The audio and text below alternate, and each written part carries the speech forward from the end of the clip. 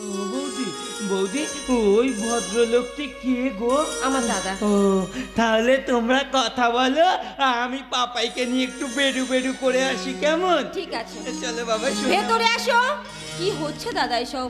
রোজ রোজ দূর থেকে উকি ঝুঁকি মেরে দেখে যাও, ভেতরে আসতে ভয় কিসের? সত্যটা জেনে ফেলার ভয়, মুখোমুখি হয়ে যাবার ভয়। মুখোমুখি হয়ে যাওয়ার ভয়? কার মুখোমুখি হয়ে যাওয়ার ভয়? সব পরে বলবো, এ বলার সময় আসেনি বোন। এর জন্য তুই জেদ দেখাস না রে। তাহলে তুমি এরকম চোরের মতো নেই, শোনা তোমার বোনের ক্ষেত্রে কিন্তু ভালো হবে না। আসলে কি বলতো, তোদের না দেখে আমি একবেলাও থাকতে পারি না। দাদা, বুকটার মধ্যে কি কষ্ট হয়। আর রোজ রোজ কি আর আত্মীয় বাড়িতে আসা যায় বল? তাই দূর থেকে উঁকি ঝুঁকি মেরে তোদের মুখগুলো দেখে মনে একটু শান্তি নিয়ে ফিরে যাই। তবে তুই যখন বারণ করছিস, আর আসবো না রে। আমার এতটুকু কষ্ট হবে না। আবার আমার এতটুকু কষ্ট। দাঁড়াও, যাবার আগে আর একটা খবর জেনে যাও। সবাই ভাবছে পাপাই বুঝি আমার অবিবাহিত জীবনের অবৈধ ফসল, তাই বাচ্চাটির জন্ম পরিচয় জানতে চেয়ে আমি তোমার মরা মুখ দেখতে চাই না। তবে জেনে রেখো, পাপাই জন্ম রহস্যই আমার ঘর ভাঙবে, এটা সবাই ভাবছে। সবাই কি ভাবছে? সবাই ভাবছে ছোট দেওরের সাথে আমার সম্পর্ক ছিল। আমি বলছি ছিল। এটা কি করে সম্ভব? অসম্ভবের কি আছে? ছোট ঠাকুর কত আগে শহরেই থাকতো। কথাটা বৌমা দাদার মুখ থেকেই তো শোনা। বৌমা আগে শহরে থাকতো। একটা কথা চিন্তা করো ভাই, ওই বাচ্চাটার মুখের সাথে আকাশের মুখের হুবহু মিল হবে কেন? আকাশ কিসের নেশায় বাচ্চাটাকে দিন রাত আঁকড়ে রেখেছে। এদিকে পাগল, কারণ কোনো খেয়াল নেই, শাশুড়ি পাপাই পাপাই পাপাই। আর ওই বাচ্চাটার একটু অযত্ন হলে যেন সবাইকে খেয়ে ফেলবে বলে এই গভীর টানটা কিসে? তোমাদের প্রশ্নগুলো আমারও প্রশ্ন। তবে সন্দেহের বশীভূত হয়ে বা কারো কথায় পরিচিত হয়ে কিছু করবার মতো মানুষ এই অবকাশ মিত্র নয়। তাই আমি ঠিক করেছি আকাশ আর পাপাইয়ের ডিএনএ টেস্ট করাবো। অবকাশ ডিএনএ টেস্ট করাবে? অবকাশ কারোর কথায় প্রলোচিত হওয়ার পাত্র নয়। আমি চাই আমাকে নিয়ে যে ছোট দেওরের সাথে অবৈধ সম্পর্কটা রটানো হয়েছে তার সত্য প্রকাশ পাক। কোনো সত্য প্রকাশিত হতে হবে না। দাদা, কোনো ডিএনএ টেস্ট করা চলবে না। পাপাইকে নিয়ে চলে যাব। পাপাইয়ের জন্য তোর ঘর ভাঙতে দেবো না। আমি এক্ষুনি পাপাইকে নিয়ে চলে যাচ্ছি। কি ছেলে মানুষই করছো দাদা? কেন? পাপাইকে নিয়ে চলে গেলে ছোট দেওরের সাথে আমার মিথ্যে অবৈধ সম্পর্কটা আরো গাঢ় হবে। বাপে ধরা পড়ার ভয় ওকে সরিয়ে দিল, এতে আমার ঘর ভাঙবে তাহলে দাদা। তোর ঘর গড়তে গিয়ে কি আমি আরেকজনের ঘর ভেঙে ফেলবো? তারও তো বিয়ে হয়ে গেছে। কার বিয়ে হয়ে গেছে? সব সত্য স্বীকার করার এখন সময় আসেনি রে। সব পরে বলবো, একটু আমাকে সময় দে। আমি কথা দিচ্ছি সব সত্য প্রমাণ করব। আকাশ নির্দোষ বলে প্রমাণ করব, তুই পবিত্র বলে প্রমাণ করব। কাজগুলো একটু গুছিয়ে নিতে দে। আমাকে একটু সময় দেবো, ততদিন একটু মুখ বুঝে শুয়ে নে। শোনাবো না আমার কাজগুলো একটু গুছিয়ে নি, একটু গুছিয়ে নি। জানি না দাদা কি খেলা খেলতে চাইছে। এই খেলা এবার বন্ধ করতে হবে। মা, সন্ধি ঝড় বড় ভয়ঙ্কর ঝড়। এই ঝড় যেই সংসারে ওঠে সেই সংসারে সুখ শান্তি ভালোবাসা সব কিছুই উড়ে যায়। তাই তোমাকে একটা প্রশ্ন করতে চাই, উত্তরটা সঠিক পাবো তো? মিথ্যে বলতে আমি শিখিনি মা, আমার উপর একটু ভরসা রাখুন। আমি ঠিক যতটুকু জানি ঠিক ততটুকুই বলবো। তোমার কোলের বাচ্চাটির বাবাকে। আমি অবকাশ আছে, অবকাশ। হ্যাঁ আছি।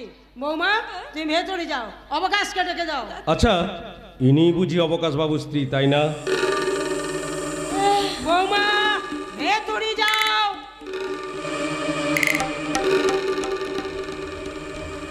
দাদা, অবকাশটাকে মেরে দিলে এই বউটা তো সরকারি সাহায্য চাইতে আমাদের পার্টি অফিসে আসবে, তাই না? মন্দ বলিস না কেলাতে এসে। কেন এমন ভাষায় কথা বলছেন? আচ্ছা মাসিমা, আপনার ছেলে কি মিনিস্টার যে বাড়ি বয়েছে তার সঙ্গে দেখা করতে আসবো? অবকাশকে ডেকে দিন, দুটো কথা বলেই চলে যাচ্ছি। অবকাশকে কি প্রয়োজন আগে আমায় বলো। এই, আমি তো আজকে কথা বলছি নাকি? দাদা, চুপ করে দাঁড়া, আমি কথা বলছি, চুপ করে দাঁড়া। শুনুন মাসিমা, এই এলাকায় যে সিলভার হাব হচ্ছে এটা একটা জনমুখী প্রকল্প, আর এই কাজে বাধা দিচ্ছে তোমার ছেলে অবকাশ। ভুল করছো। অবকাশ বাধা দেয়নি, গোটা এলাকাবাসী এর বিরুদ্ধে প্রতিবাদে নেমেছে। অবকাশ তার নেতৃত্ব দিচ্ছে। বেশি নেতাগিরি দেখালে মায়ের ভোগে পাঠিয়ে দেব। কি ভেবেছো তোমরা? পার্টি করো বলে যা খুশি তাই করবে, আর আমরা সব মুখ বুঝে সহ্য করবো? হুমকি দেখাচ্ছ মায়ের সামনে তার ছেলেকে মায়ের মুখে পাঠিয়ে দেবে? আয় আয় দেখি কত বড় ক্ষমতা তোদের। মান আমার ছেলেকে। আমিও যদি বটে দিয়ে তোদের গলা টানা নামাতে পারি তাহলে আমিও মানই। দাঁড়া হারাম জাদা, বটিটা নিয়ে আসি।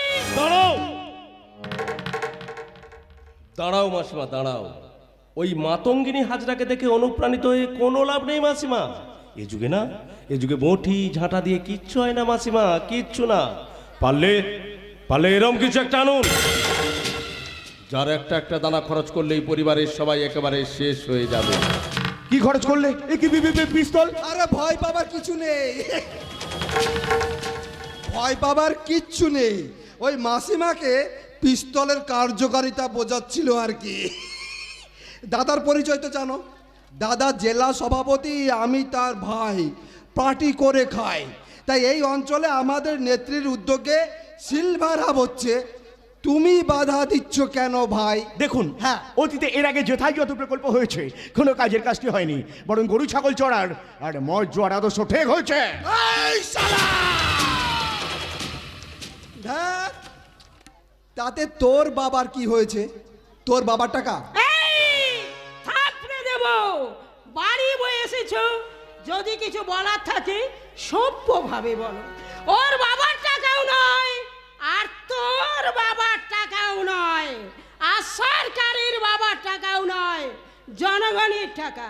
শিশুর শৈশব চুরি করে খেলার মাঠের উপর সিলভার হাব প্রকৃত মানুষের কাজে লাগলে কোনো আপত্তি নেই।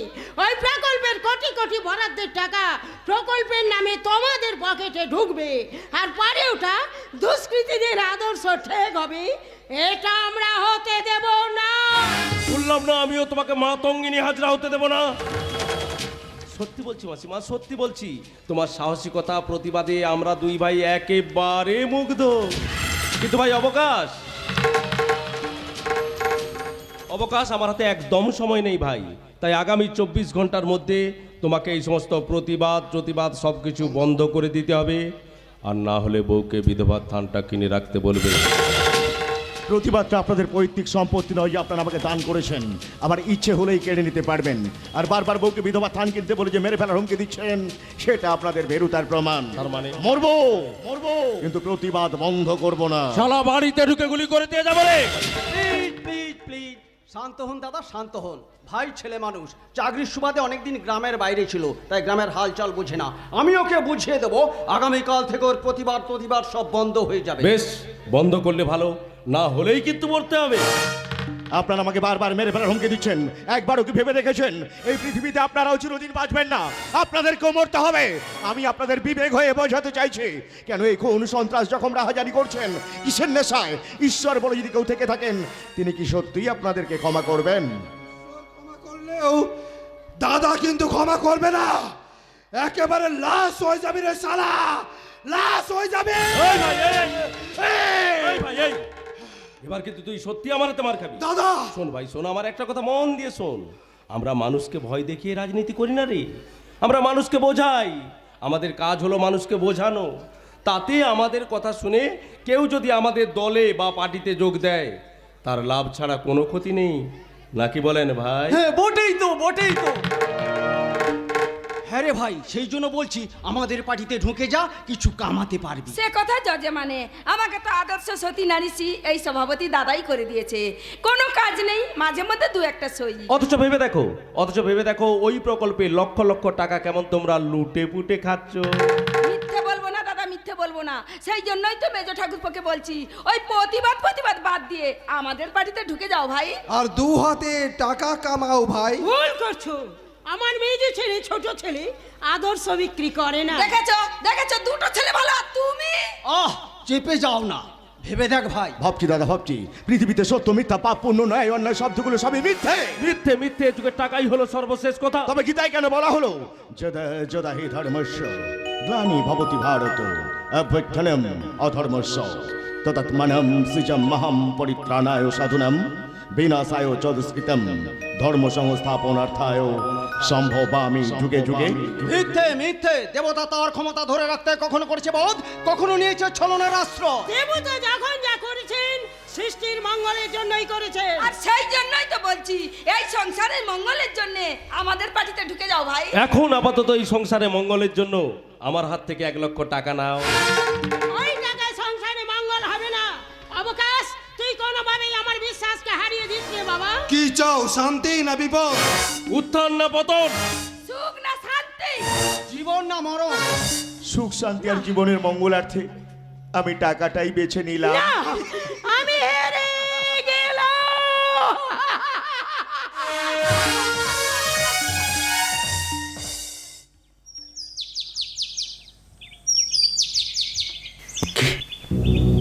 দিদিমণি এখানে? সর্বনাশ, আকাশবাবুর সাথে দেখা হয়ে গেছে, বিপদ হয়ে যাবে। অনেক দিনের ইচ্ছে ছিল ঠাকুরের কাছে পুজো দেওয়া। ঠাকুরের কাছে কি প্রার্থনা করলে বৌদি? গাঙ্গুলি বংশটাকে যেন ধ্বংস করতে পারে। বললে না তো বৌদি? আমাদের পরিবারের সবাই যেন ভালো থাকে। দিদিমণি আকাশবাবুকে দেখতে পেয়েছে, এবার কেলেঙ্কারি বাঁধবে। আর ড্রাইভার দাদাকে একবার ডাকি। এই রাঙা রাঙা, তুমি যখন গাড়ির কাছে যাচ্ছ না, তখন এই গাড়িটা নিয়ে যাও। আমি ঠিক আছে, তুমি এখানে বসবে, বসো, তাহলে আমার আসতে একটু দেরি হবে।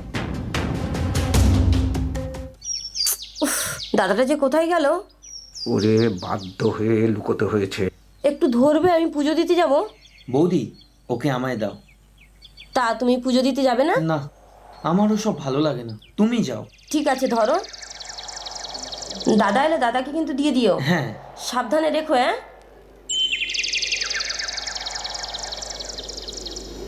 আগে বাবাইকে নিতে হবে। ও আকাশবাবু, একে দেখছেও না, দেখেছে। এখানে বাবাইটাকে নিই।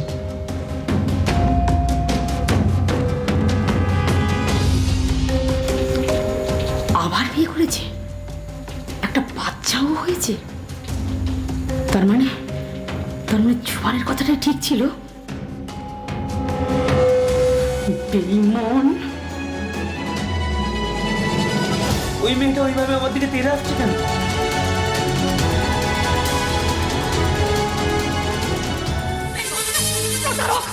মেরে ফেলবো। তোমরা কোথায় পালাচ্ছিলি বল? তোমরা কোথায় পালাচ্ছিলি বল?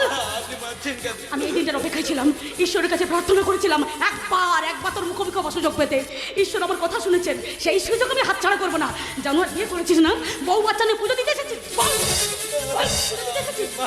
কেন মারছিস তুই বুঝতে পারছিস না? তুই আমাকে চিনতে পারছিস না? পরিচয় না দিলে কি করেছিস? আমার ন্যাচারাল ভান করছিস, আমার এইভাবে সর্বনাশ করলি কেন বল? ছেড়ে দিন, ছেড়ে দিন। ইস, উঠুন। আপনি এনাকে এভাবে মারছেন কেন? তুমি জানো ওই জানোয়ারটা আমার জীবনটাকে সর্বনাশ করে দিয়েছে। আমি কিছু করি